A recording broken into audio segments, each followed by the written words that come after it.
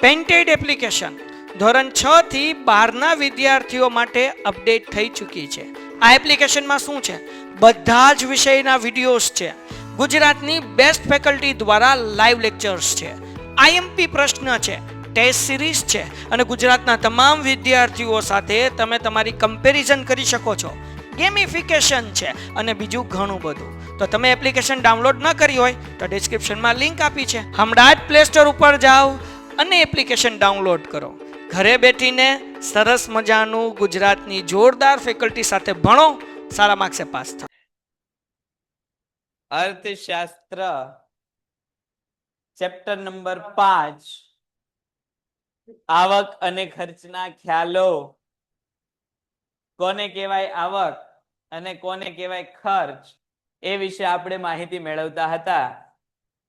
કોને કહેવાય આવક? બોલતો.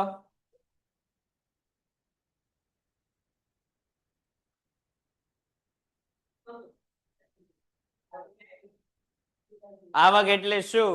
તો કે વસ્તુ કે સેવાના બદલામાં મળતું નાણાકીય વળતર એટલે આવક. ખર્ચ એટલે શું? તો કે વસ્તુ કે સેવાના બદલામાં ચૂકવવું પડતું નાણાકીય વળતર. પછી આપણે ખર્ચના પ્રકાર જોયા હતા. ટોટલ 3 પ્રકાર. વાસ્તવિક ખર્ચ કે જેને આપણે બિન નાણાકીય ખર્ચ કહીએ છીએ, જેમાં થાક, કંટાળો, ત્રાસ વગેરે જેવી બાબતનો સમાવેશ થાય છે. વૈકલ્પિક ખર્ચ આપણે જોયો હતો કે એક વિકલ્પની પસંદગી કરવાથી જતો કરવો પડતો બીજો શ્રેષ્ઠ વિકલ્પ એટલે વૈકલ્પિક ખર્ચ, અને ત્રીજો નાણાકીય ખર્ચ. સમયના આધારે 2 પ્રકારના ખર્ચની વાત આપણે કરી હતી, ટૂંકા ગાળાના ખર્ચા અને લાંબા ગાળાના ખર્ચા. ટૂંકા ગાળાના ખર્ચાઓના પેટા 2 ભાગ, સ્થિર ખર્ચ અને અસ્થિર ખર્ચ. અને લાંબા ગાળાના ખર્ચના કેટલા ભાગ? લાંબા ગાળાના ખર્ચના કેટલા પેટા ભાગ આવ્યા હતા? લાંબા ગાળાના ખર્ચના પેટા ભાગ કેટલા? કોણ એક કે? હાથ ઊંચો કરો તો. એક. અને એ પણ કયો? અસ્થિર ખર્ચ. સ્થિર ખર્ચ કોને કહેવાય? તો કે ઉત્પાદન વધે, ઘટે કે શૂન્ય થાય, ખર્ચ કેવો રહે?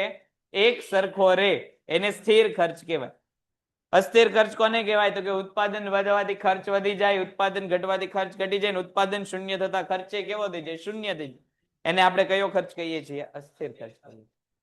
આગળ આપણે સરેરાશ કુલ ખર્ચની આપણે વાત કરી હતી. કુલ ખર્ચ એટલે શું? તો કે સ્થિર ખર્ચ વત્તા અસ્થિર ખર્ચ એટલે આપણે કુલ ખર્ચ. પછી આપણે સરેરાશ સ્થિર ખર્ચની વાત કરી હતી. સરેરાશ સ્થિર ખર્ચ એટલે શું? તો કે કુલ સ્થિર ખર્ચ ભાગ્યા કુલ ઉત્પાદન. એની પછી આપણે સરેરાશ અસ્થિર ખર્ચની વાત કરી હતી. સરેરાશ અસ્થિર ખર્ચ એટલે શું? તો કે કુલ અસ્થિર ખર્ચ ભાગ્યા કુલ ઉત્પાદન. પછી આપણે સરેરાશ ખર્ચની વાત કરી હતી. સરેરાશ ખર્ચ એટલે શું? તો કે કુલ ખર્ચ ભાગ્યા કુલ ઉત્પાદન. જ્યાં કુલ ખર્ચ બરાબર શું થાય? કુલ ખર્ચ બરાબર શું? કુલ ખર્ચ બરાબર શું? સ્થિર ખર્ચ વત્તા અસ્થિર ખર્ચ એટલે કે કુલ ખર્ચ. છેલ્લે આપણે જોયું હતું સીમાંત ખર્ચ. સીમાંત ખર્ચ એટલે શું? તો કે કુલ ઉત્પાદનના એકમમાં 1 એકમનો વધારો કે 1 એકમનો ઘટાડો કરવાથી કુલ ખર્ચમાં થતો ફેરફાર એટલે કે કયો ખર્ચ? સીમાંત ખર્ચ. જે પછી આપણે હવે સરેરાશ ખર્ચ અને સીમાંત ખર્ચ વચ્ચેનો સંબંધ આવ્યા હતા. એમાં 2 મહત્વની બાબતો આપણે સમજ્યા હતા કે જો લાંબા ગાળા માટે ઉત્પાદન ચાલુ રાખવું છે કે નહીં એનો નિર્ણય લેવો હોય તો એનો આધાર કોના ઉપર છે? સરેરાશ ખર્ચ ઉપર. અને ટૂંકા ગાળામાં ઉત્પાદનમાં ફેરફાર કરવો છે કે નથી કરવો એનો આધાર કોના ઉપર છે? તો કે સીમાંત ખર્ચ ઉપર છે. છેલ્લે આપણે કોષ્ટક સમજતા હતા અને સરેરાશ ખર્ચ કઈ રીતે મળે એની આપણે ચર્ચા કરેલી હતી. સરેરાશ ખર્ચ કઈ રીતે મળે? તો કે આ કુલ ખર્ચને ઉત્પાદનના કુલ એકમો વડે ભાંગીએ એટલે આપણને સરેરાશ ખર્ચ મળતો હતો. અહીંયા સુધી આપણે છેલ્લે કર્યું હતું. ચલો, અહીંયા સુધીમાં કોઈને કઈ પ્રશ્ન હોય તો બોલો. આ સરેરાશ ખર્ચ કઈ રીતે મળે ત્યાં સુધી આપણે છેલ્લે ચર્ચા કરી હતી. અહીંયા સુધીમાં કોઈને પ્રશ્ન હોય તો બોલો. ઓનલાઈન માંથી અહીંયા સુધીમાં કોઈને કઈ પ્રશ્ન હોય તો બોલો. ચાલો, તો કોઈને કઈ પ્રશ્ન નથી તો આગળ વધીએ. હવે આપણે વાત કરીએ કે આ સીમાંત ખર્ચ, આ સીમાંત ખર્ચ કઈ રીતે મળે એના વિશેની હવે આપણે ચર્ચા કરીએ. તો સીમાંત ખર્ચ સરળ છે મેળવવો. સીમાંત ખર્ચનું સૂત્ર શું છે? સૂત્ર સીમાંત ખર્ચ મેળવવાનું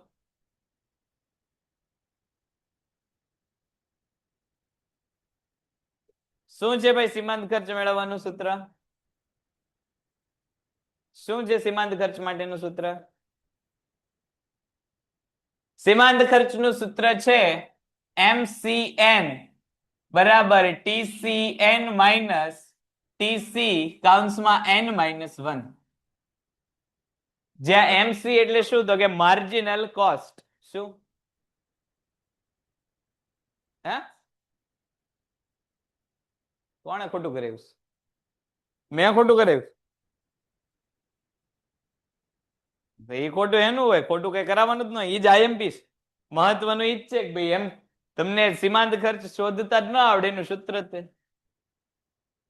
અહીંયા. પેલા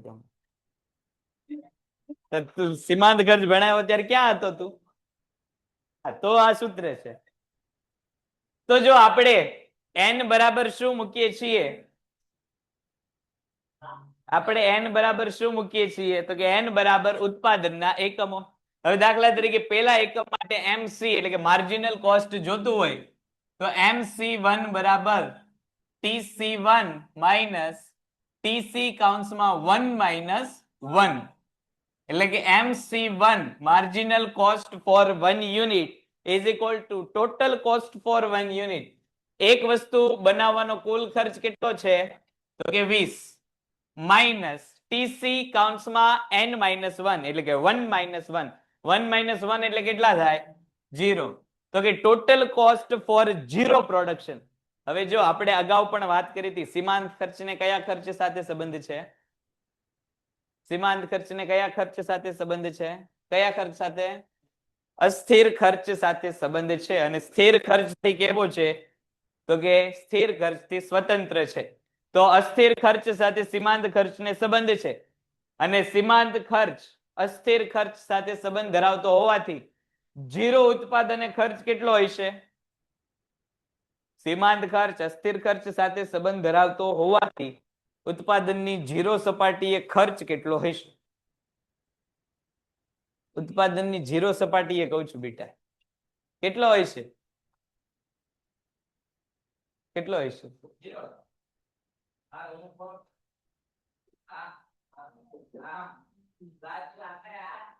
ખર્ચ કેટલો હોય તો કે 0 હોય તો તમને MC એટલે કે માર્જિનલ કોસ્ટ ફોર 1 યુનિટ કેટલું મળશે તો કે 20.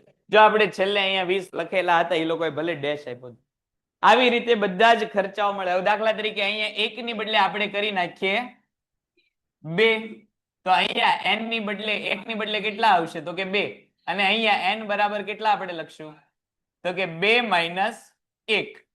અહીંયા આપણે ખર્ચાઓ પણ હવે કોના માટે લખશું તો કે 2 માટે, તો કે MC2 બરાબર TC2 બે એકમો માટેનો કુલ ખર્ચ કેટલો તો કે 35 માઇનસ TC2 માઇનસ 1 એટલે કે TC1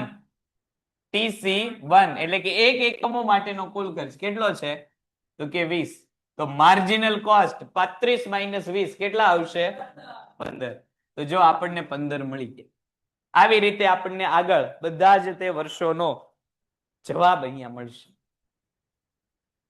MC માર્જિનલ કોસ્ટ કઈ રીતે મળે? કોઈને પ્રશ્ન છે ખરા?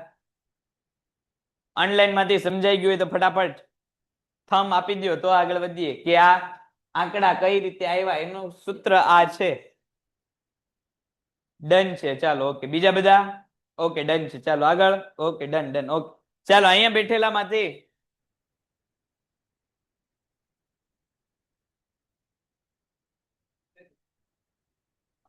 ભાઈ આજે લોકો દાંત કાઢે છે, મજા નહીં આવ્યો. હું દાંત કાઢવામાં જ્યાં સુધી હલાવું છું ત્યાં સુધી શાંતિથી બેસો તો વધારે મજા આવશે. નહીતર એક પણ ક્લાસમાં નહીં મજા આવે, આગળના એક પણ લેક્ચરમાં એવું જ ચાલે. પણ આપણે એવું ચલાવવું એટલે મૂંગા મોઢે બેઠો. જો દાખલા તરીકે MC3 આપણે ગોતીએ. MC3 એટલે શું તો કે marginal cost for 3 units. Marginal cost for 3 units. હવે MC નું સૂત્ર શું છે તો કે TCN. n બરાબર હવે કેટલા લખશું તો કે 3 માઇનસ TC n માઇનસ 1 એટલે કે 3 માઇનસ 1. તો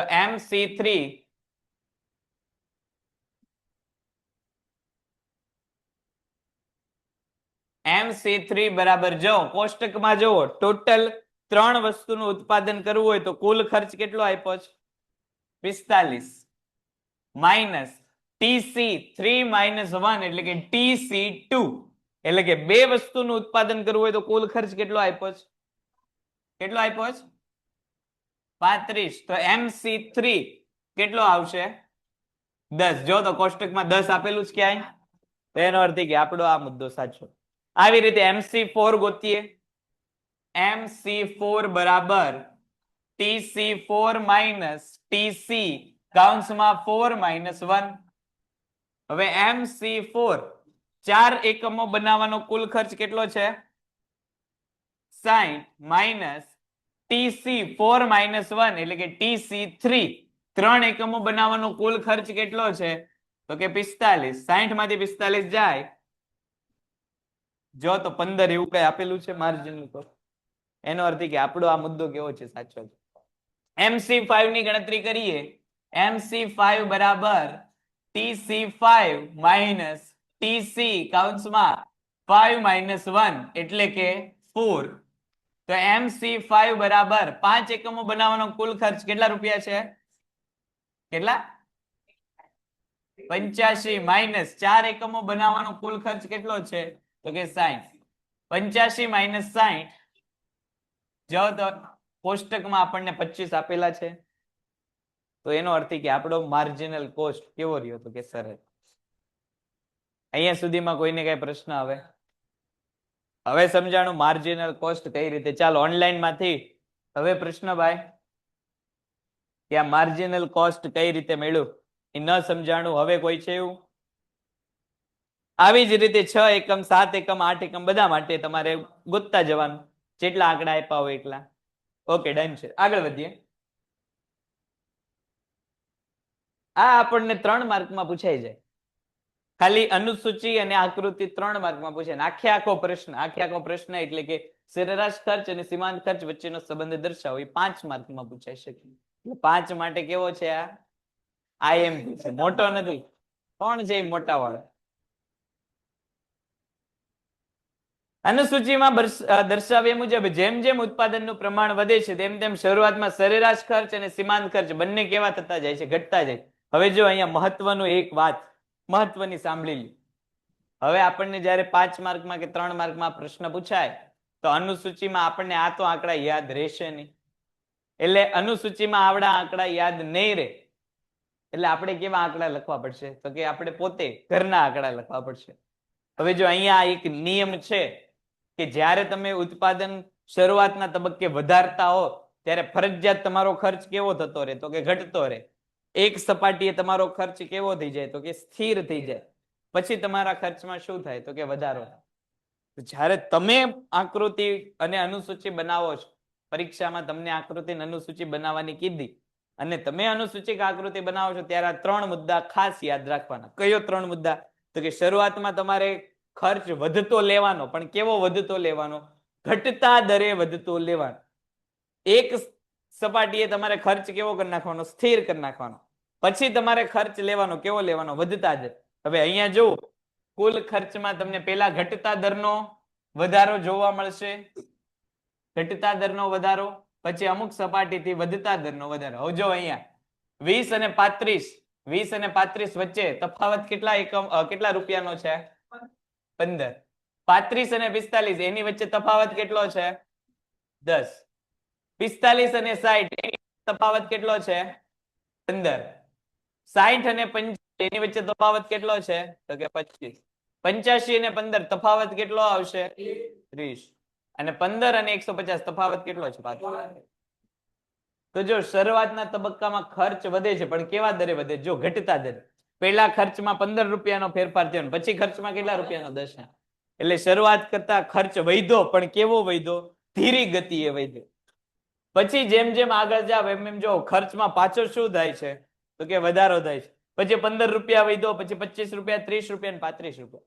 તમે અનુસૂચિ બનાવો એટલે કુલ ખર્ચની કુલ ખર્ચનો એકલો મુદ્દો 3 માર્કમાં પૂછાયેલો હોય ત્યારે પણ આ મુદ્દો તમારે યાદ રાખવાનો. શરૂઆતમાં ખર્ચ લેવાનો, પણ કેવો ખર્ચ લેવાનો? ઘટતા દરે વધતું. અનુસૂચિની બાજુમાં લખવું હોય તો લખી નાખો કે અનુસૂચિ બનાવવાની કઈ રીતે? તો કે શરૂઆતમાં ઘટતા દરે ખર્ચ વધારવાનો, સ્થિર કરવાનો, પછી ખર્ચ કેવો થશે? વધશે. આવી રીતે જો અનુસૂચિ નહીં દોરાય તો આવી આકૃતિ તમને મળશે નહીં. આવી આકૃતિ જોતી હોય તો શું કરવું પડશે? તો કે આવી રીતે. હવે જો આ એક કુલ ખર્ચ તમે આ એક ધ્યાન રાખીને બનાવશો ને તો કુલ ખર્ચના આધારે સરેરાશ ખર્ચ અને સીમાંત ખર્ચ આપોઆપ મળી જશે. હવે દાખલા તરીકે આ આપણને મળી ગયું, તો હવે આપણને ખબર છે કે આ બેનો ભાગાકાર કરશું એટલે સરેરાશ ખર્ચ મળી જશે. આ બંનેનો બાદબાકી કરશું એટલે આપણને સીમાંત ખર્ચ મળી જશે. એટલે આપણે ધ્યાન માત્ર ને માત્ર કોની અનુસૂચિમાં આપવાનું છે? કુલ ખર્ચની અનુસૂચિમાં. એના આધારે સરેરાશ ખર્ચ અને સીમાંત ખર્ચ તો એમને આપણને મળી જશે. ધ્યાન શું રાખવાનું? પેલા ખર્ચ વધારવાનો, પણ કેવા દરે વધારવાનો?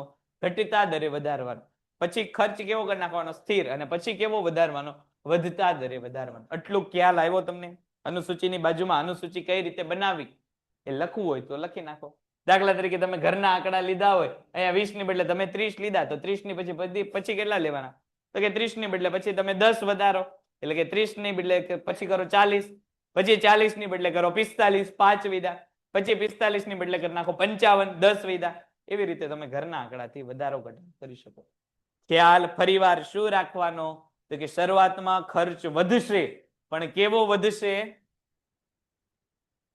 ઘટતા દરે ખર્ચ વધશે. કેવા દરે ખર્ચ વધશે? ઘટતા દરે. એક સપાટીએ ખર્ચ કેવો થઈ જશે? સ્થિર. અને પછી ખર્ચનો વધારો કેવો હશે? વધતા દરનો વધારો હશે. ખર્ચ વધારવાનો તો બધામાં, પહેલેથી લઈને છેલ્લા એકમાં ઉત્પાદન વધે એટલે ખર્ચ વધે વધે ને વધે જ. શું કામ ખર્ચ વધે? ઉત્પાદન વધવાની સાથે ખર્ચ વધવાનું કારણ શું?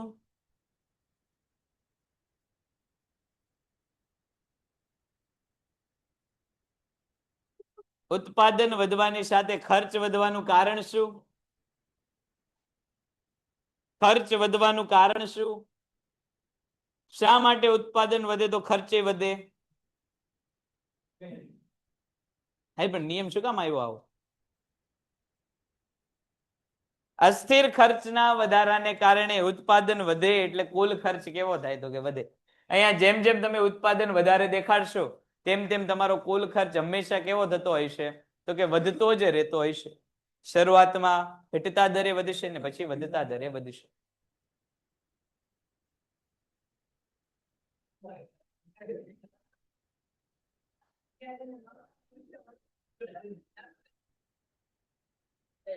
તેનું કારણ ત્યારે વધતી પેદાશનો નિયમ લાગુ પડે છે. ઉત્પાદનના ચોથા એકમે સરેરાશ ખર્ચ અને સીમાંત ખર્ચ કેવા થઈ જાય છે? તો કે સરખા. અહીંયા જો બંને ખર્ચા કેટલા છે? એક સરખા છે, એટલે કે 15 છે. ત્યારે સરેરાશ ખર્ચ લઘુત્તમ હોય છે. ત્યારબાદ ઘટતી પેદાશનો નિયમ લાગુ થતો હોવાથી સરેરાશ ખર્ચ અને સીમાંત ખર્ચ બંનેમાં શું થાય છે? તો કે વધારો થાય છે. અહીંયા જો આપણને આકૃતિ દ્વારા સમજાવવાનો પ્રયત્ન કરેલો છે. આકૃતિમાં આપણને કંઈક સમજૂતી આપેલી છે. જો અહીંયા બે ધરી આપેલી છે, OY ધરી અને OX ધરી. OX ધરી ઉપર શું આપેલું છે? તો કે ઉત્પાદનનું પ્રમાણ. OY ધરી ઉપર આપણને શું આપેલું છે? ખર્ચ. અને એ પણ શેમાં છે? તો કે રૂપિયા. બે રેખા આપેલી છે. એક રેખા છે MC રેખા, એટલે કે માર્જિનલ કોસ્ટ, સીમાંત ખર્ચ રેખા આપેલી છે. બીજી આપણને રેખા આપેલી છે AC રેખા. AC એટલે એવરેજ કોસ્ટ, એટલે કે સરેરાશ ખર્ચ રેખા. જો આ જે રેખા છે એ કઈ રેખા છે? AC રેખા છે. જ્યારે આ રેખા છે એ કઈ રેખા છે? MC રેખા છે. હવે જો આના આંકડા આપણને ક્યાંથી મળશે? તો કે અહીંયા આપણને અનુસૂચિ આપેલી છે એના આધારે મળશે. 20, 17.5, 15, 15, 17 એના આંકડા અહીંથી મળશે.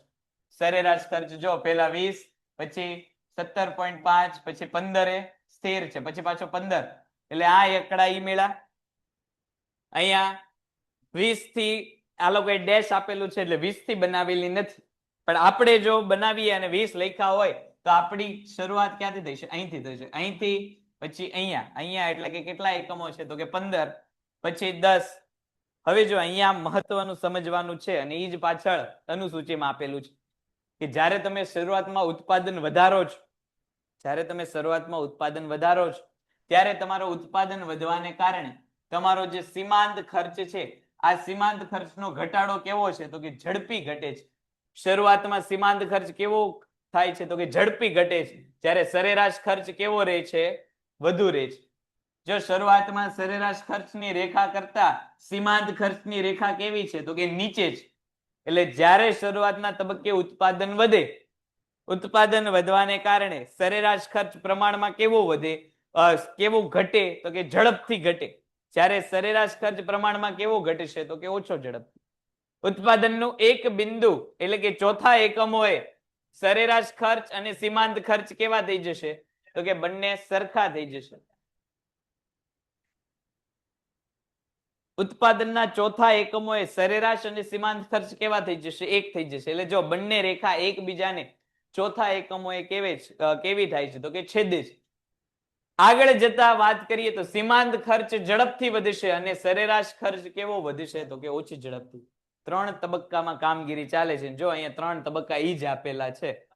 શરૂઆતના તબક્કામાં સીમાંત ખર્ચ સરેરાશ ખર્ચ કરતા સીમાંત ખર્ચ કેવો ઘટશે, તો કે ઝડપથી ઘટશે. એક તબક્કામાં બંને ખર્ચ કેવા થઈ જશે, તો કે સરખા થઈ જશે. અને પછી જેમ જેમ ઉત્પાદન વધશે તેમ તેમ સીમાંત ખર્ચનો વધારો કેવો હશે, સરેરાશ ખર્ચ કરતા ઝડપી હશે. એટલે સીમાંત ખર્ચની રેખા સરેરાશ ખર્ચની રેખાની નીચેથી ઉપર તરફ છેદીને જશે. સમજૂતીમાં આ લાઈન લખવી ફરજિયાત છે. ઉત્પાદન વધવાની સાથે સીમાંત ખર્ચ રેખા સરેરાશ ખર્ચની રેખાને ક્યાંથી છેદતી જાય છે, નીચેથી ઉપર તરફ છેદતી જાય છે. કોણ કોને છેદે છે, સીમાંત રેખા સરેરાશ રેખાને છેદે છે. કેવી રીતે છેદે છે, નીચેથી ઉપરની તરફ છેદે છે. આટલું લખવું આકૃતિની સમજૂતીમાં ફરજિયાત છે. હવે આવી આકૃતિ તમને ક્યારે મળશે, તો કે જ્યારે તમે અહીંયા ઘટતા દરવાળો નિયમ અને વધતા દરવાળો નિયમ કુલ ખર્ચની ગણતરીમાં લેશો તો અને માત્ર તો જ તે તમને આવી આકૃતિ મળશે. એટલે અનુસૂચિ જો તમે ખોટી બનાવી તો આવી આકૃતિ આવશે નહીં. આવી આકૃતિ જોતી હોય તો શરૂઆતમાં ખર્ચ વધારવાનો, પણ કેવા દરે વધારવાનો, ઘટતા દરે. પછી ખર્ચ વધારવાનો, કેવા દરે વધારવાનો, વધતા દરે વધારવાનો. તો તમને આવી આકૃતિ મળશે. તો તમારી સીમાંત ખર્ચ રેખા નીચેથી સરેરાશ ખર્ચ રેખાને છેદતી જશે. ખ્યાલ આવ્યો આકૃતિ શું કહેવા માંગે છે? એ જ 3 મુદ્દા અહીંયા કીધેલા છે. શરૂઆતમાં આ કોની નિશાની છે, લેસ ધેન. એટલે કે શરૂઆતમાં કયો ખર્ચ વધારે હશે અને કયો ખર્ચ ઓછો હશે,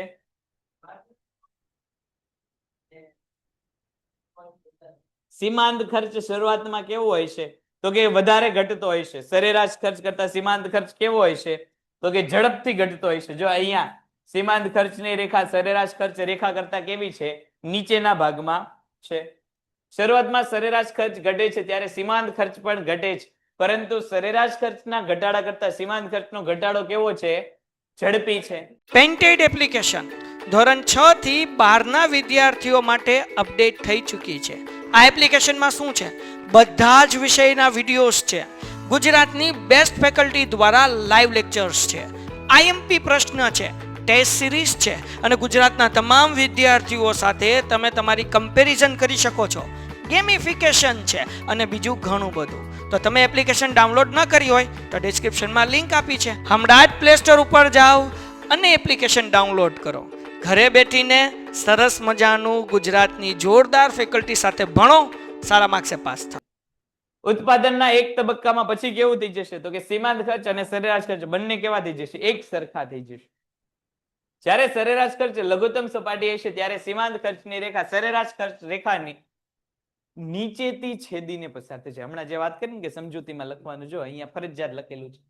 કઈ રેખા કોને છેદે છે, સીમાંત ખર્ચ રેખા સરેરાશ ખર્ચ રેખાને છેદે છે. કઈ રીતે છેદે છે, નીચેથી ઉપરની તરફ છેદે છે. ક્યારે, તો કે જ્યારે બંને ખર્ચ કેવા હશે, એક સરખા હશે.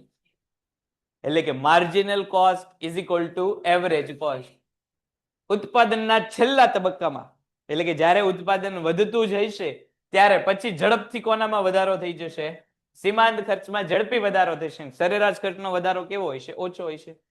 જ્યારે સરેરાશ ખર્ચની રેખાને સીમાંત ખર્ચની રેખા છેદીને પસાર થાય છે ત્યારબાદ બંને જ ખર્ચમાં વધારો થાય છે, પણ સરેરાશ ખર્ચનો વધારો કેવો હોય છે, ઓછો. અને સીમાંત ખર્ચનો વધારો કેવો હોય છે, ઝડપી હોય છે. એટલે સીમાંત ખર્ચ રેખા અંતમાં સરેરાશ ખર્ચ રેખાથી ક્યાં જોવા મળશે, ઉપરની બાજુ જોવા મળશે. અહીંયા સુધીમાં કોઈને કઈ પ્રશ્ન ખરા? અહીંયા સુધીમાં કોઈને પ્રશ્ન, આ મુદ્દો ન સમજાણો હોય? 3 તબક્કા મહત્વના છે. કયા કયા 3 તબક્કા? તો કે શરૂઆતમાં સીમાંત ખર્ચ ઘટશે અને સરેરાશ ખર્ચ વધશે. પછી બંને ખર્ચ કેવા થઈ જશે, તો કે સરખા થઈ જશે. અને પછી આગળ જતા સીમાંત ખર્ચ કેવો થઈ જશે? વધી જશે. સરેરાશ ખર્ચ કેવો રહેશે? તો કે ઓછો રહેશે. 3 પ્રકારના તબક્કા. શરૂઆતમાં સીમાંત ખર્ચ વધે, પછી બંને સરખા થાય, અને છેલ્લે કોણ વધે? સીમાંત ખર્ચ વધે. શરૂઆતમાં કોણ વધે? શરૂઆતમાં કોણ વધશે? તો કે સરેરાશ ખર્ચ વધશે, પછી બંને સરખા થઈ જશે, અને પછી કોણ વધશે? તો કે સીમાંત ખર્ચ વધશે. સરેરાશ બરાબર સીમાંત. એટલું યાદ રાખીએ એટલે ત્રણેય તબક્કા આપણે આવી ગયા. શરૂઆતમાં કોનામાં વધારો? સરેરાશ ખર્ચમાં વધારો. એટલે સરેરાશ ખર્ચ વધશે, કોણ ઘટી જશે? સીમાંત ખર્ચ ઘટી જશે. પછી બંને કેવા થઈ જશે? સરખા થઈ જશે. પછી વધારો કોનામાં વધુ? તો કે સીમાંતમાં વધારો, અને સરેરાશમાં કેવો? તો કે ઓછો. ચાલો પછીનો મુદ્દો, લાંબા ગાળાની સરેરાશ ખર્ચ રેખા. પ્રોફેસર બેનહામ જણાવે છે કે લાંબા ગાળે સ્થિર ખર્ચ અને અસ્થિર ખર્ચ જેવા ભાગ હોતા નથી. જો આપણે જે ચેપ્ટર શરૂ કર્યું ત્યારે જે સમજ્યા એવું આપણને કોણે કીધું હતું? હા, અંડરલાઈન અહીંયા મેં કરી લે, તમારે કરી નાખવાની. લાંબે ગાળે ઉત્પાદન ખર્ચનો એક જ ભાગ, સીધો બેઠતો આમ, લાંબે ગાળે ઉત્પાદન ખર્ચનો એક જ ભાગ, અને એ પણ કયો? તો કે અસ્થિર ખર્ચ. એવું આપણને કોણે કીધું? તો કે પ્રોફેસર બેનહામ નામના વ્યક્તિએ કીધેલું છે કે લાંબે ગાળે એક જ ખર્ચ હોય, ને એ પણ કયો ખર્ચ હોય? અસ્થિર ખર્ચ. ટૂંકા ગાળામાં બે ભાગ પડે, પણ લાંબા ગાળામાં એકે ભાગ પડતા નથી. તો MCQ માં આપણને પૂછાય કે લાંબે ગાળે બધા જ ખર્ચ અસ્થિર ખર્ચ છે, નીચેના પૈકી કયા અર્થશાસ્ત્રી એવું કીધેલું છે? કયા અર્થશાસ્ત્રીએ? બેનહામ નામના અર્થશાસ્ત્રી. લાંબે ગાળે તો બધા જ ખર્ચાઓ કેવા છે? અસ્થિર છે. ટૂંકમાં ટૂંકા ગાળાના ખર્ચમાં જે સ્થિર અને અસ્થિર ખર્ચનું વિભાજન થાય છે, તે લાંબા ગાળામાં એક પણ પ્રકારનું આવું વિભાજન જોવા મળતું નથી. સ્થિર અને અસ્થિર ખર્ચનો તફાવત ટૂંકા ગાળા માટે હોય છે. લાંબે ગાળે ઉત્પાદનનું પ્રમાણમાં વધારવા માટે પેઢીના સાધનોનું પ્રમાણ શું કરવું પડે છે? વધારવું પડે છે. હવે જો જ્યારે આપણે ટૂંકો ગાળો અને લાંબો ગાળો સમજતા હતા ત્યારે આપણે એવું જોયું હતું કે ટૂંકા ગાળામાં માત્ર ને માત્ર પેઢી શેનામાં ફેરફાર કરી શકે? ટૂંકા ગાળામાં પેઢી માત્ર ને માત્ર શેમાં ફેરફાર કરી શકે? ટૂંકા ગાળામાં પેઢી માત્ર ને માત્ર શેમાં ફેરફાર કરી શકે? તો આપણે એવું જોયું હતું કે ટૂંકા ગાળામાં પેઢી માત્ર ને માત્ર ઉત્પાદનના પ્રમાણમાં જ ફેરફાર કરી શકે, જ્યારે લાંબે ગાળે પેઢી ઉત્પાદનના પ્રમાણની સાથે સાથે પેઢીના કદમાં પણ ફેરફાર કરી શકે. બે પ્રકારની બાબત આપણે જોઈ હતી કે ટૂંકા ગાળામાં પેઢી જે છે માત્ર ને માત્ર શેમાં ફેરફાર કરી શકે? ઉત્પાદનના પ્રમાણમાં. જ્યારે લાંબે ગાળે ઉત્પાદનના પ્રમાણ વધતા કોનામાં ફેરફાર કરી શકે? પેઢીના કદમાં. આમ બીજા ચાલતો આમ હાલામ આગળ આવતો રહેતું, હાલામ આગળ આવ. આની આગળ બેઠા, હાલામ આની આગળ બેઠા, હાલામ આગળ બેઠ ફટાફટ. હાલ ભાઈ તું ત્યાંથી ઉભો થઈ જા, હાલ ઉભો થઈ જા તું ત્યાંથી. તું આગળ આવતો હાલ કહું તને. આમ બે જામ, આમ બે જા, આમ બેઠ તો આમ આગો, આમ બેઠ, આમ આગો બેઠ તું, તને કહું છું આમ આગો બે જા ભાઈ, એક જ વાર કહીશ. આવતો રે, હાલ આવતો, હાલ તું અહીંયા આવતો રે આગળ.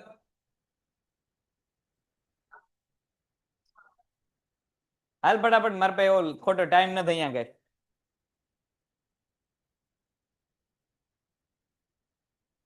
હાલ ત્યાંથી ઉભો થઈ જા.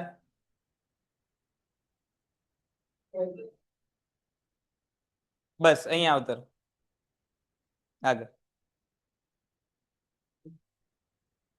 અહીંયા આમ, આની આગળ બી જા, આની આગળ, આમ આગળ આવતો રે. તારે ભાઈ ક્યાંય નથી જવાનું, તું બીજે બે જા ને, બે જા. હે હાલ આમ આગળ બેઠ, બાવ બે જા. હવે અવાજ આવ્યો છેલ્લે માંથી કોઈનો, તો હવે બાર, બરોબર? હવે નહીં બેવા દે. ચાલો હવે અહીંયા ધ્યાન.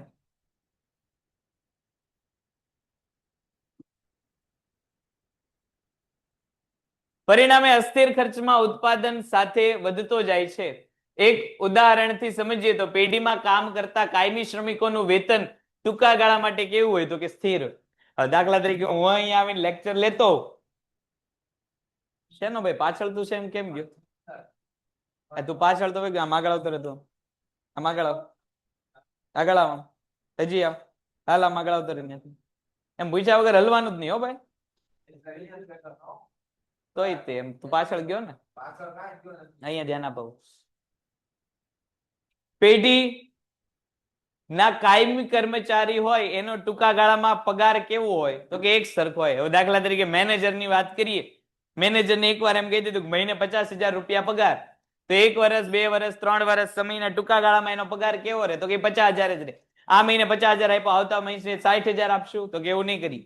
નક્કી કરેલો પગાર જ તે લાંબા ગાળા સુધી કેવો રહેશે? એક સરખો રહેશે. પણ મજૂરમાં એવું છે, મજૂરમાં મજૂરી રોજે રોજ બદલાઈ જાય. સમયના ટૂંકા ગાળામાં મજૂરીમાં શું થાય તો કે પરિવર્તન આવે. વધુ કામ કરો તો વધુ મજૂરી ચૂકવવી પડે, ઓછી કામ કરાવો તો ઓછી મજૂરી ચૂકવવી પડે. પણ કાયમી કર્મચારીમાં એવો છે, વધુ કામ કરાવો કે ઓછું કામ કરાવો એને તો ફિક્સ પગાર જ આપવાનો થતો હોય છે. પરંતુ જો બજારમાં વસ્તુની માંગ વધે અને નિયોજકને લાગે કે આ માંગ કાયમી રહેશે અથવા તો લાંબા ગાળે વધશે તો વધારાના શ્રમિકોને કામ ઉપર રાખી શકે છે. જમીનમાં વધારાનો ટુકડો ભાડે અથવા વેચાણથી લઈને નવી પેઢી શરૂ કરી શકે છે. આમ લાંબે ગાળે સ્થિર ખર્ચ જેવું કંઈ હોતું નથી. ટૂંકા ગાળામાં તમે નવી પેઢી બનાવી શકતા નથી, નવા પ્લાન્ટ બનાવી શકતા નથી, નવી જમીન તમે એડ કરી શકતા નથી. પણ લાંબે ગાળે એવું બધું તમે કરી શકો છો. લાંબે ગાળે નવી જમીને લાવી શકો છો, નવું ઉત્પાદન તમે કરી શકો છો, નવું પ્લાન્ટ યંત્રો સ્થાપી શકો છો, નવી કંપની લાંબે ગાળે બનાવી શકો છો. એટલે લાંબા ગાળામાં ટૂંકા સ્થિર ખર્ચ જેવું કોઈ પણ ભાગ જોવા મળતો નથી. સ્થિર ખર્ચ અને અસ્થિર ખર્ચ બધું ક્યાં જોવા મળે છે તો કે સમયના ટૂંકા ગાળામાં જોવા મળે છે. લાંબે ગાળે બધા જ ખર્ચ કેવા છે? કેવા છે? લાંબે ગાળે બધા જ ખર્ચ કેવા છે? અસ્થિર છે. ચાલો ખર્ચનો ખ્યાલ પૂરો કર્યો એટલે હવે આગળ વધીએ આવકના ખ્યાલ ઉપર. મૂડીવાદી બજાર વ્યવસ્થામાં ઉત્પાદનનો હેતુ મહત્તમ નફાનો હોય છે. બધાને ખ્યાલ છે કે વેપારીઓ કામ માત્ર ને માત્ર કોના માટે કરે છે તો કે નફા માટે કરે છે. અને એમાં પણ કયું અર્થતંત્ર કીધું? મૂડીવાદી. જો અર્થતંત્રના 3 ભાગ પડશે, 3 પ્રકારના અર્થતંત્ર હોય, મૂડીવાદી અર્થતંત્ર, સમાજવાદી અર્થતંત્ર અને મિશ્રવાદી અર્થતંત્ર. એમાં મૂડીવાદી અર્થતંત્ર એટલે શું તો કે જ્યાં બધી જ સત્તા કોને આપી દેવામાં આવી? વેપારીને આપી દેવામાં આવી. વેપારી મન ભાવે એવા ભાવ લે. હવે વેપારીને સત્તા હોય, પોતાની ઈચ્છા પ્રમાણે ભાવ લઈ શકશે, તો એ કેવા ભાવ લે? વધારે જ ભાવ લે. શું કામ તો કે એને શું કરવો છે? મહત્તમ નફો જોઈએ છે. તેથી આવકનો ખ્યાલ મહત્વ વધારે છે. પેઢીની કુલ આવક તેના ખર્ચથી વધારે હોય તો નફો મળે. જો અહીંયા આપણને નફો અને ખોટ કઈ રીતે મળે એ કીધેલું કે જો આવક વધુ હોય અને ખર્ચ ઓછો હોય તો પેઢીને શું મળે? નફો મળે. એનાથી ઊંધું, જો પેઢીની આવક ઓછી હોય અને ખર્ચ વધુ હોય તો પેઢીને શું થાય તો કે ખોટ થાય. હવે આવું તો આપણને આવડે જ છે. પરંતુ નફાના વિશ્લેષણમાં કુલ આવક કરતા સરેરાશ આવક અને સીમાંત આવકને ખ્યાલમાં લેવામાં આવે છે. હવે કુલ આવકના સ્થાને 2 પ્રકારની આવક આપણા માટે મહત્વની છે. કઈ તો કે કુલ આવક અને સીમાંત આવક અને સરેરાશ આવક. કુલ આવક એટલે શું તો 1 માર્કમાં તમને પૂછાય કુલ આવક એટલે શું? કુલ આવક કઈ રીતે મળે તો કે પેઢીએ ઉત્પાદન કરેલ એકમોને વેચીને જે નાણાકીય વળતર મળે છે એને આપણે શું કહીએ છીએ? કુલ આવક કહીએ છીએ. પેઢીને મળતું વેચાણના બદલામાં આવક અથવા તો નાણાકીય વળતર એને આપણે શું કહીશું? કુલ આવક કહીશું. જેને અંગ્રેજીમાં શું કહેવાય છે? રેવન્યુ એવું કહેવાય છે. જો અહીંયા રેવન્યુ શબ્દ આપણને ઉપયોગમાં આવશે. પેઢીની કુલ આવકનો આધાર 2 વસ્તુ ઉપર હોય, એક એકમ દીઠ કિંમત અને બીજા કોના ઉપર તો કે કુલ વેચાણ. આ 2 માં ફેરફાર થાય એટલે પેઢીની કુલ આવકમાં શું થાય તો કે ફેરફાર થાય. કુલ વેચાણ એટલે શું તો કે પેઢી કેટલા એકમો વેચે છે એને કુલ વેચાણ કહેવાય. એકમ દીઠ કિંમત એટલે શું તો કે પેઢી 1 એકમ કેટલા રૂપિયામાં વેચે છે એને એકમ દીઠ કિંમત કહેવાય. હવે દાખલા તરીકે આપણે કોઈ પેન બનાવતી કંપની છીએ. હવે દાખલા તરીકે આપણે એક પેન 10 રૂપિયામાં વેચીએ છીએ એટલે આપણી એકમ દીઠ કિંમત કેટલી થઈ? 10 રૂપિયા. હવે એવી આપણે 1000 પેનો વેચીએ છીએ એટલે કે કુલ વેચાણ કેટલું કરીએ છીએ? 1000. તો કુલ આવક આપણી કેટલી થાય? 10,000. હવે આ 2 માંથી કોઈ પણ એકમાં ફેરફાર થાય તો પેઢીની કુલ આવકમાં શું થાય તો કે ફેરફાર થાય. હવે દાખલા તરીકે 10 વાળી પેન આપણે 5 રૂપિયામાં વેચીએ અને 1000 એકમો વેચીએ તો કેટલા રૂપિયા આપણને મળે? તો 5,000. અથવા તો અથવા તો 10 રૂપિયામાં જ તે પણ આપણે જે છે 500 એકમોનું વેચાણ કરીએ, 500 પેન વેચીએ તો પણ આવક કેટલી થાય? તો કે 5000. જો કોઈ પણ એક એકમમાં આપણે ફેરફાર કર્યો છતાં પેઢીની કુલ આવકમાં શું થયો? તો કે ફેરફાર થઈ ગયો. તો પેઢીની આવકમાં ફેરફાર જે છે એના આધાર કેટલા છે? બે પ્રકારના આધાર છે. કયા કયા બે આધાર છે? તો કે એક પેઢીની કુલ વેચાણના આંકડા, એટલે કે કુલ વેચાણ પેઢીનું, અને એક શું? તો કે પેઢીની એકમ દીઠ કિંમત. બે વસ્તુના આધારે જે છે એ પેઢી કુલ આવક મેળવતી હોય છે. એક કેટલું વેચાણ કરે છે, એટલે કે વેચાણના એકમો, અને એક એકમ દીઠ વેચાણ કિંમત. બે માંથી કોઈ પણ એકમાં ફેરફાર થાય એટલે પેઢીની આવકમાં શું થાય? તો કે ફેરફાર. આનો આ જ મુદ્દો એના સૂત્રમાં છે. જો અહીંયા આપણને આપી દીધેલું છે કુલ આવક બરાબર શું? તો કે વેચાણના એકમ ગુણ્યા વસ્તુની કિંમત. જો વેચાણના એકમ અહીંયા કેટલા હતા? 1000, અને વસ્તુની કિંમત કેટલી હતી? તો કે 10. તો કુલ આવક કેટલી મળી? તો કે 10000.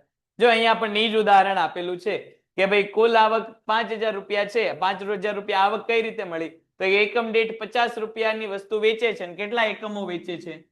100 એકમો વેચે છે. એટલે પેઢીને કેટલા રૂપિયા મળે છે? 5. હે, ઇંગ્લિશમાં સૂત્ર આપેલું છે TR બરાબર Q ઇન્ટુ P. ત્યાં TR બરાબર શું? તો કે ટોટલ રેવન્યુ.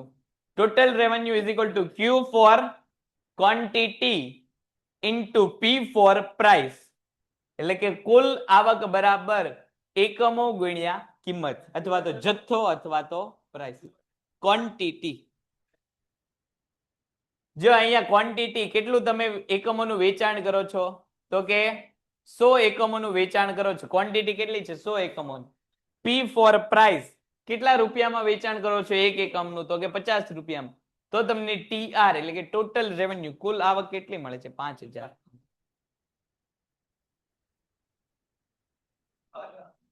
જો વેચાણના એકમોમાં વધઘટ થાય, અથવા તો વસ્તુની કિંમતમાં વધઘટ થાય, અથવા બંનેમાં ફેરફાર થાય, તો પેઢીની કુલ આવકમાં ફેરફાર. જો કાં તો ખાલી ને ખાલી કિંમતમાં ફેરફાર થાય, કાં તો ખાલી ને ખાલી એકમોમાં ફેરફાર થાય, અથવા બંનેમાં ફેરફાર થાય, તો પેઢીની કુલ આવકમાં શું થાય? ફેરફાર થાય. જો આપણે બે અહીંયા જોયા, કિંમતમાં ફેરફાર કરીને જોયું અને એકમમાં ફેરફાર કરીને જોયું, પરિણામે પેઢીની કુલ આવકમાં શું થાય છે? ફેરફાર થાય છે. શું કીધું છેલ્લે મેં? ઉભી થઈ ચાલ ત્યાંથી, ઉભી ચાલ ત્યાંથી. હા, ઉભી ચાલ ફટાફટ. ખુરશી લઈને પાછળ વી ચાલ. ઉભી થઈને હાલ, પાછળ જા ફટાફટ.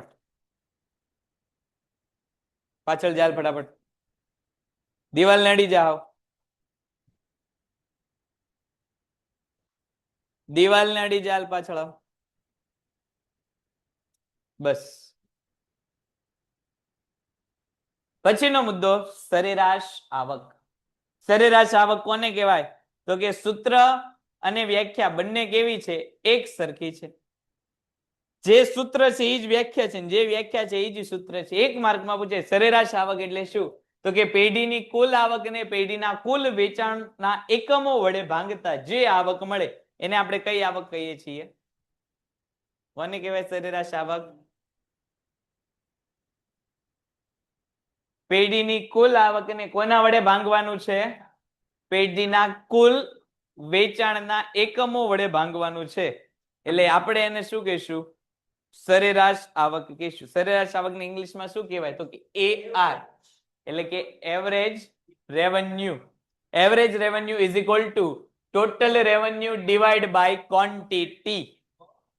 એટલે કે સરેરાશ આવક બરાબર કુલ આવક ભાગ્યા વેચાણના એકમો. કુલ જેટલું વેચાણ કરો છો એને તમારે શેમાંથી ભાંગી નાખવાના? કુલ આવક સાથે ભાંગી નાખવાના. જો અહીંયા તમને એવું કીધેલું છે કે ભાઈ 1000 એકમોનું તમે વેચાણ કરો છો અને તમારી કુલ આવક કેટલી છે? તો કે 50000. તો કુલ આવક 50000 ભાગ્યા એકમો 1000, એટલે તમને સરેરાશ આવક કેટલી મળે? તો કે 50 રૂપિયા. હવે જો અહીંયા મહત્વની એક વાત કે પેઢીની સરેરાશ આવક અને પેઢીની કુલ કિંમત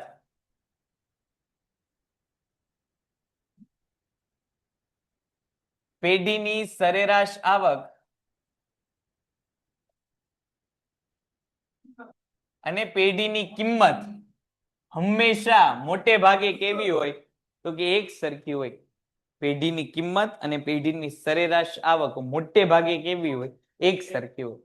હવે અહીંયા તમે 50 રૂપિયા સરેરાશ આવક મળી એનો અર્થ કે એક એકમ તમે કેટલા રૂપિયામાં વેચતા હશો? 50 રૂપિયામાં. એટલે પેઢીની કિંમત બરાબર પેઢીની સરેરાશ આવક મોટે ભાગે એવું થતું હોય છે. એટલે કે પેનના એક એકમ દીઠ થતી આવક એ કઈ આવક ગણાશે? સરેરાશ આવક. મોટે ભાગે એક એકમની જેટલી રકમ હોય એટલી જ તમારી કોની આવકની રકમ હોય? સરેરાશ આવક. 50 રૂપિયા તમને સરેરાશ આવક મળી એનો અર્થ કે એક એકમનું વેચાણની કિંમત કેટલી? તો કે ઈ સરેરાશ આવક છે એટલે 50 રૂપિયા છે. એટલે સરેરાશ આવક બરાબર એક એકમની વેચાણ કિંમત થશે. સામાન્ય રીતે પેઢી બધા જ એકમોનું વેચાણ એક સરખી કિંમતે કરે તો સરેરાશ આવકની કિંમત જેટલી થાય છે. જો બધી જ એકમોની કિંમતો કેવી હોય? એક સરખી હોય તો આ મુદ્દો અસ્તિત્વમાં આવે. એટલે કે સરેરાશ આવક અને કિંમત તો કેવી થાય? સરખી. એટલે કે એક પેન તમે 50 રૂપિયામાં વેચો, બીજી પેન 50 માં, 300મી પેન 50 માં કે 1000મી પેન 50 માં, બધી પેન જો તમે 50 રૂપિયામાં જ વેચો તો તમારી સરેરાશ આવક અને પેદાશની કિંમત કેવી થાય? એક સરખી થાય. પણ તમે જો એક પેન 50 માં વેચો, બીજી પેન 30 માં વેચો, ચોથી પેન 60 માં વેચો, પાંચમી પેન 100 માં વેચો તો તમારી કુલ આવક બરાબર સરેરાશ આવક થાય. જો કિંમત અલગ અલગ હશે તો સરેરાશ આવક બરાબર ડઝ નોટ ઇક્વલ કિંમત થશે. ક્યારે? જ્યારે વસ્તુની કિંમતો કેવી હશે? અલગ અલગ હશે. ત્યારે એક સરખી કિંમત હોય, વસ્તુનું વેચાણ બધી જ એક સરખી કિંમતે થાય તો સરેરાશ આવક બરાબર શું થશે? કિંમત. બોલ. પછીનો મુદ્દો છે સીમાંત આવક. પેઢીની સરેરાશ આવક એ વસ્તુની એકમ પેન્ટેડ એપ્લિકેશન ધોરણ 6 થી 12ના વિદ્યાર્થીઓ માટે અપડેટ થઈ ચૂકી છે. આ એપ્લિકેશનમાં શું છે? બધા જ વિષયના વિડીયોઝ છે. ગુજરાતની બેસ્ટ ફેકલ્ટી દ્વારા લાઈવ લેક્ચર્સ છે. આઈએમપી પ્રશ્ન છે, ટેસ્ટ સિરીઝ છે અને ગુજરાતના તમામ વિદ્યાર્થીઓ સાથે તમે તમારી કમ્પેરિઝન કરી શકો છો. ગેમિફિકેશન છે અને બીજું ઘણું બધું. તો તમે એપ્લિકેશન ડાઉનલોડ ન કરી હોય તો ડિસ્ક્રિપ્શનમાં લિંક આપી છે. હમણાં જ પ્લે સ્ટોર ઉપર જાઓ અને એપ્લિકેશન ડાઉનલોડ કરો. ઘરે બેઠીને સરસ મજાનું ગુજરાતની જોરદાર ફેકલ્ટી સાથે ભણો, સારા માર્ક્સે પાસ થાઓ. એકમ દીઠ વેચાણ આવક છે. જ્યારે સીમાંત આવક શું છે? તો કે વસ્તુના વધારાના એક એકમનું વેચાણ કરીને મળતી આવક છે. એક માર્ક માટેનો આપણને સીમાંત આવક માટેનો પ્રશ્ન મળ્યો. એક માર્કમાં આપણને પૂછાય કે સીમાંત આવક એટલે શું? તો કે કુલ વેચાણના એકમોમાં એક એકમનો વધારો કે ઘટાડો કરવાથી કુલ આવકમાં જે વધારો ઘટાડો થાય એને શું કહેવાય? સીમાંત આવક કહેવાય. સીમાંત આવક અને સીમાંત ખર્ચની વ્યાખ્યા કેવી છે? એક સરખી છે. સીમાંત ખર્ચમાં આપણે શું જોયું હતું કે કુલ ઉત્પાદનના એકમોમાં એક એકમનો વધારો કે ઘટાડો કરવાથી કુલ ખર્ચમાં જે ફેરફાર થાય એને આપણે કેવી ખર્ચ કહીએ છીએ? સીમાંત ખર્ચ કહીએ છીએ. સીમાંત આવકમાં એની જેવું છે પણ કુલ ઉત્પાદનને બદલે શું આવી ગયું? કુલ વેચાણ. કે કુલ વેચાણમાંથી એક એકમનો વધારો કે ઘટાડો કરવાથી કુલ આવકમાં જે ફેરફાર આવે એને આપણે કેવી આવક કહીએ છીએ? સીમાંત આવક. એટલે કે દાખલા તરીકે આપણી આવક 100 રૂપિયા હોય ત્યારે આપણે જે છે એ 10 એકમોનું વેચાણ કરતા હોય અને એ વધારીને આપણે 11 એકમો કરી નાખીએ તો આપણી આવક કેટલી થઈ જાય? તો કે ભાઈ 110. તો આપણી સીમાંત આવક કેટલા રૂપિયા ગણાય? તો કે 10 રૂપિયા ગણાય. એક એકમનો ફેરફાર થવાથી કુલ આવકમાં શું થયું? તો કે ફેરફાર. 10 એકમોનું વેચાણ કરતા હતા ત્યારે આવક કેટલી મળતી હતી? 100 રૂપિયા. 10 ની બદલે 11 એકમોનું વેચાણ કરવા માંડ્યા તો આવક વધીને કેટલી થઈ ગઈ? 110 રૂપિયા. તો વધારાનું એક એકમ વેચાણ વધુ થયું. 10 ની બદલે 11 એકમોનું વેચાણ કર્યું, વધારાનું એક એકમ વેચ્યું તો આવકમાં કેટલો ફેરફાર આવ્યો? તો કે 10 રૂપિયાનો ફેરફાર આવ્યો. તો આ 10 રૂપિયા એ તમારી શું ગણાય? સીમાંત આવક. એનાથી ઊંધું કે 10 રૂપિયા 10 એકમો વેચતા હોય 100 રૂપિયા મળતા હોય, 10 ની બદલે હવે તમે દાખલા તરીકે 9 એકમો વેચવા માંડ્યા 90 રૂપિયા મળે છે તો તમારી આવકમાં શું થયું? 10 રૂપિયાનો ઘટાડો. તો આ તમારી શું કહેવાય? સીમાંત આવક, પણ માઇનસમાં. એટલે આવકની બદલે આ શું થઈ ગયું? પાછું સીમાંત ખર્ચ થઈ ગયું. માઇનસમાં રકમ આવી એટલા માટે. એટલે કે કુલ વેચાણના એકમોમાં એક એકમનો વધારો કે એક એકમનો ઘટાડો થવાથી કુલ આવકમાં જે ફેરફાર થાય એને આપણે શું કહીએ છીએ? એને આપણે શું કહીએ છીએ? સીમાંત આવક કહીએ છીએ. વસ્તુના વધારાના એક એકમના વેચાણના પરિણામે પેઢીની કુલ વેચાણ આવકમાં જે ફેરફાર થાય તેને સીમાંત આવક કહેવાય. બીજી વાર સીમાંત આવકની વ્યાખ્યા આપી દીધી. જો અહીંયા તમને ઉદાહરણ આપેલું છે કે ભાઈ કોઈ એક પેઢી 1000 પેનનું ઉત્પાદન અને વેચાણ કરે તો એને કેટલા રૂપિયા મળે છે? તો કે ભાઈ 50,000 રૂપિયા મળે છે.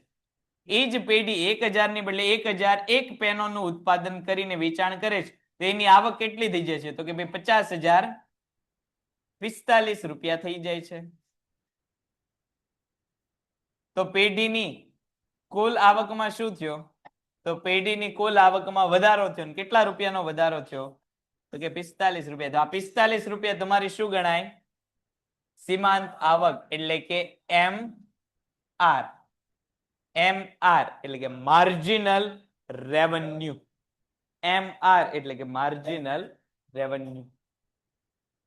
એક એકમનો વધારો થવાથી કુલ વેચાણની આવકમાં શું થયો? તો કે વધારો થયો. એને આપણે શું કહીએ છીએ? Marginal cost. જો જે રીતે સીમાંત ખર્ચનું સૂત્ર હતું એવું ને એવું જ કોનું સૂત્ર છે? તો કે સીમાંત આવકનું. સીમાંત ખર્ચનું શું સૂત્ર હતું? તો કે MCN is equal to TCN minus TC કૌંસમાં n-1. આ ખર્ચનું સૂત્ર હતું. તો આવકનું શું છે? તો કે C ની બદલે R. MRN બરાબર TRN minus TR કૌંસમાં n-1. હવે જો અહીંયા તમને T આપેલો નથી, ખાલી શું આપેલો છે? RN અને RN-1. તો બંને શું છે? એક સરખું જ. MRN એટલે કે marginal revenue for n unit is equal to total revenue for n unit અથવા તો ખાલી revenue for n unit minus total revenue for n-1 unit અથવા તો રેવન્યુ ફોર n-1 યુનિટ. આ કોની આવક છે? આ કોનું સૂત્ર છે? આવકનું સૂત્ર છે. હવે જે રીતે ખર્ચના સૂત્રમાં કિંમતો મૂકતા હતા એવી રીતે અહીંયા કિંમતો મૂકવાની. હવે જો આગળનું જે સૂત્ર હતું કે ભાઈ 1000 એકમોએ 50,000 રૂપિયાનું વેચાણ આવક મળતી હતી અને 1001 એકમોએ 5,045 રૂપિયાની આવક મળે છે તો માર્જિનલ રેવન્યુ શોધવું હોય તો આ સૂત્ર આપણે મૂકી દઈએ કે MR 1001 is equal to TR 1001 minus TR કૌંસમાં 1001 minus 1 1001 minus 1. તો MR 1001 બરાબર TR 1001. 1001 નું વેચાણ કરો ત્યારે કેટલા રૂપિયા મળે છે? તો કે 50,045 માઇનસ T1001 minus 1 એટલે કે TR 1000. 1000 કેટલા રૂપિયા આવક મળે છે? તો કે 50,000. તો 50,045 માઇનસ 50,000 તો માર્જિનલ રેવન્યુ કેટલા આવ્યા? તો કે 45 રૂપિયા આવ્યો. એનો અહીંયા જવાબ આપેલો છે. જ્યારે આપણને પ્રશ્ન પૂછે ત્યારે પ્રશ્ન આપણને એવો પૂછે કે સીમાંત આવક અને સરેરાશ આવક સમજાવો. 5 માર્કમાં બંને પૂછાય, 3 માર્કમાં એક પૂછાય. 3 માર્કમાં આપણને ખાલી એવો પૂછે સીમાંત આવક સમજાવો. તો સીમાંત આવકમાં આપણે પહેલા શું લખવાનું? તો કે સીમાંત આવકમાં એની જે છે લખવું છે. સીમાંત આવકમાં સૌથી પહેલા આપણે વ્યાખ્યા લખી નાખવાની. વ્યાખ્યા પછી આવા કાલ્પનિક આંકડાઓના આધારે સૂત્ર લખીને સમજૂતી આપી દેવાની. એટલે આપણે 3 મિનિટ. તો સૂત્ર તો એકેમાં અઘરા છે જ નહીં. હવે કુલ આવક કે તો આપણને શબ્દ ઉપરથી જ ખબર પડી જાય કુલ આવકનું સૂત્ર શું હોય. કુલ આવક કોને કહેવાય? કુલ એટલે ભેગું કરી નાખવાનું. કોને ભેગા કરવાના? તો કે બે જ પ્રકારના ખર્ચાઓ આપણી પાસે છે. કુલ ખર્ચ કે તો બે જ ખર્ચા આપણે ભણ્યા, એક સ્થિર ને એક અસ્થિર. ભેગા કરી નાખીએ એટલે કુલ. સરેરાશ કે સરેરાશ એટલે આપણને ખબર પડે કે ભાગાકાર કરવાનો હોય. હવે જે ખર્ચ કીધો હોય એનું ભાગાકાર કરી નાખવાનો. હવે આપણને એમ કે ભાઈ સરેરાશ સ્થિર ખર્ચ, તો ભાગાકારમાં તો એક તો ફિક્સ છે કે છેદમાં શું આવશે? તો કે ઉત્પાદનનું પ્રમાણ. અંશ બદલાતો રહેશે, છેદ તો બધામાં કેવો છે? ફિક્સ છે. જ્યારે જ્યારે સરેરાશ ગણતરી કરવાની આવશે ત્યારે છેદ બધામાં કેવો હોય છે? એક જ સરખો. ઉપર એમ કે ભાઈ સરેરાશ સ્થિર ખર્ચ તો અંશમાં શું લખી નાખવાનો? કુલ સ્થિર ખર્ચ. આપણને એમ કે સરેરાશ સ્થિર ખર્ચ તો અંશમાં શું લખી નાખવાનો? કુલ સ્થિર ખર્ચ. આપણને ખાલી એમ કે સરેરાશ ખર્ચ તો અંશમાં શું લખી નાખવાનો? કુલ ખર્ચ. અંશ બદલાતા રહેશે, છેદ બધામાં કેવા? એક સરખા. અને એકવાર બધાને ઇંગ્લિશ નામ આવડી જાય, હવે અંગ્રેજી સબ્જેક્ટ તો તમે ભણો જ છો એટલે ઇંગ્લિશ યાદ રાખવામાં કાંઈ પ્રશ્ન થાય નહીં. સ્થિર ખર્ચ એટલે શું? તો કે સ્થિર એટલે આપણને ખબર છે ફિક્સ હોય એને સ્થિર કહેવાય. તો સ્થિર ખર્ચ એટલે કે FC. કુલ કે તો કુલ ને ઇંગ્લિશમાં શું કહેવાય? તો કે ટોટલ. તો કે T. એટલે TFC કુલ સ્થિર ખર્ચ. ચલિત અથવા તો અસ્થિર ખર્ચ કે અસ્થિર કોને કહેવાય તો કે વેરિયેબલ બદલાતું હોય તો TVC.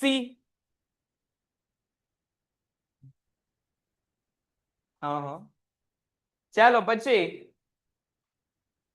પૂર્ણ હરીફાઈ વાળા બજારમાં કુલ આવક, સીમાંત આવક અને સરેરાશ આવક.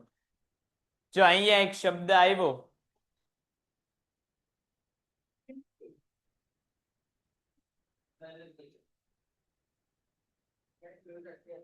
શું કરે છે એની ગણતરી.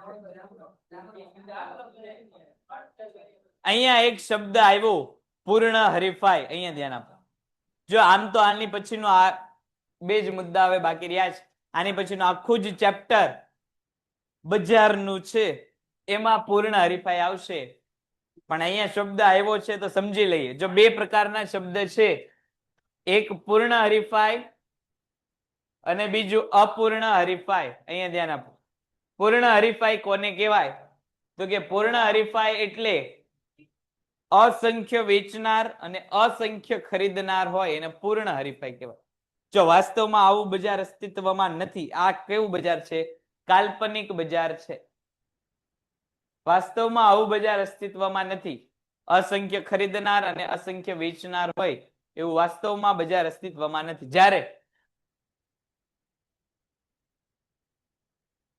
જ્યારે અપૂર્ણ હરીફાઈ વાળું બજાર એટલે શું તો કે સાદા શબ્દોમાં એવું કહી શકાય જ્યાં પૂર્ણ હરીફાઈ ન હોય એને કેવું બજાર કહેવાય? અપૂર્ણ હરીફાઈ વાળું બજાર. એટલે કે જ્યાં અસંખ્ય વેચનાર નહીં હોય, વેચનારની સંખ્યા કેવી હશે? ઓછી હશે. એમાં ઘણા બધા પ્રકાર આવે છે. જો પાછા ઇજારો, ઇજારાયુક્ત હરીફાઈ, અલ્પહસ્તક, દ્વિહસ્તક ઇજારો વગેરે. હવે આ બધા શું મુદ્દા છે એ આપણે નેક્સ્ટ લેક્ચરમાં, કાલે એ બધું જ મારે કહેવાનું છે. એટલે નેક્સ્ટ લેક્ચરમાં આગળ વધીશું. ચાલો ત્યાં સુધીમાં અહીંયા સુધીમાં કોઈને કઈ પ્રશ્ન હોય તો બોલો. Painted, Painless Learning.